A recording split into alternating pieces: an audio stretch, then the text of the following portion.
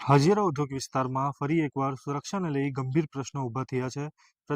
પ્રતિષ્ઠિત કંપનીમાં યુવાનની મોતને પરિવાર પર દુઃખનો પહાડ તૂટી પડ્યો છે. સેફટી વ્યવસ્થાને લઈ કંપની સામે આક્ષેપો ઉઠી રહ્યા છે. મૃતક પરિવાર હવે ન્યાય અને વળતરની માંગ કરી રહ્યા છે.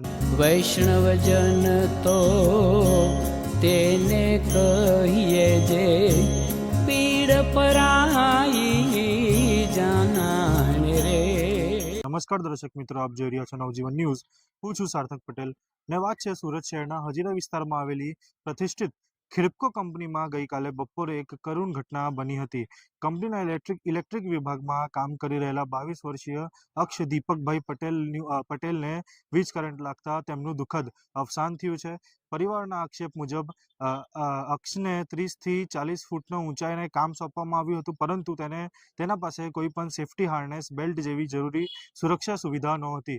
વધુમાં પાવર સપ્લાય બંધ કર્યા વગર જ તેને કામ પર મૂકવામાં આવ્યો હોવાનું પણ ગંભીર આક્ષેપ પણ કરવામાં આવી રહ્યો છે. ઘટના બાદ 4 કલાક સુધી કંપની તરફથી કોઈ જવાબદાર અધિકારી હોસ્પિટલ સુધી પહોંચ્યો નહોતો, જેના કારણે પરિવારનો રોષ વધુ વધ્યો છે. અક્ષ પોતાના ઘરમાં માતા પિતા અને નાની બહેનનો મુખ્ય આધાર હતો. હવે પરિવાર સંપૂર્ણ રીતે તૂટી પડ્યો છે અને તેમની માંગ એ છે કે કંપની અને સંબંધિત કોન્ટ્રાક્ટર સામે કડક કાર્યવાહી કરવામાં આવે, તેમજ પરિવારને યોગ્ય વળતર આપવામાં આવે અને જોવાનું રહ્યું કે પ્રશાસન આ મામલે કેટલી ઝડપ અને કડક કાર્યવાહી કરે છે. આવો સાંભળીએ મૃતકના મામાએ શું કીધું. પ્રશાંત મહેશભાઈ પટેલ.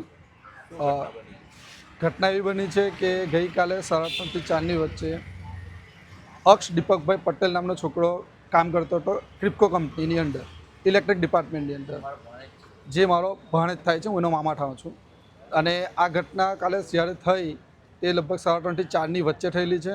અને આ ઘટના થવા પાછળ કોણ જવાબદાર છે અને એ બધી માહિતી કોઈ આપી નથી. હજુ કોઈ જાતનું કોઈ અહીંયા આવ્યું નથી કોઈ જાતની કોઈ વાત કરવા માટે આવ્યું નથી, કોઈ કંપની માટે માણસ આવ્યા છે અહીંયા. અને આવું કેમ છે એ બધી જાણકારી અમને જોઈએ છે. બીજું, હવે અક્ષ ઇલેક્ટ્રિક ડિપાર્ટમેન્ટમાં કામ કરતો હતો. એ 20 થી 30 ફૂટ ઉપર ચડીને કામ કરે છે, તો ત્યાં એને સેફ્ટીનું શું ધ્યાન આપવામાં આવ્યું? વિધાઉટ હાર્નેસ એ વ્યક્તિ કઈ રીતે ઉપર ચડે છે? કેમ સેફ્ટી ડિપાર્ટમેન્ટ શું કરે છે? કેમ ધ્યાન આપવામાં નહીં આવ્યું? બીજું, ચાલુ લાઈને કામ કરે છે તો લાઈન બંધ કરવામાં કેમ ના આવે?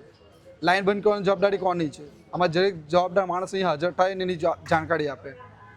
અને બીજું, જે કંપનીમાં આ બધું થાય છે તો કંપની કેમ આવી જવાબદારી લેવા તૈયાર નથી? ગઈકાલે 4 કલાક 6 કલાક રાહ જોયા પછી કંપની માટે એક માણસ આવે છે અને તે બી એવું કહે છે કે કંપની એના માટે જવાબદાર નથી.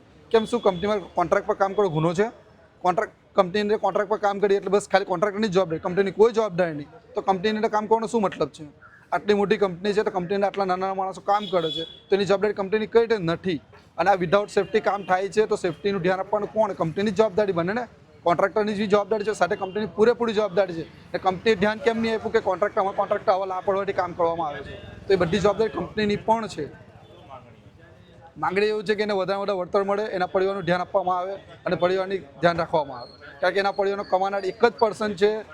આજ પછી એના મા બાપની જવાબદારીની બેન છે જે અનમેરિડ છે, એને પનાવવાનું, આ બધી જવાબદારી કોણ લેશે?